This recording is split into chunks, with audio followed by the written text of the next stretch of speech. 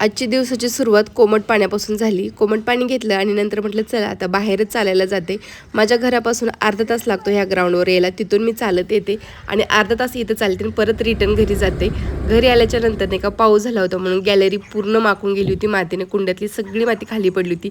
ते स्वच्छ करून घेतली आणि पावसाच्या पाण्याने एवढी छान झाडं हिरवी हिरवी गार झालीत ना. रात्री झोपताना चिया सीड भिजायला घातलं होतं ते घेतलं आणि फ्रेश होऊन ना थोडीशी चहा घेतली, कारण चहा घेतल्याशिवाय काय मला फ्रेश वाटत नाही म्हणून थोडीशी चहा घेतली.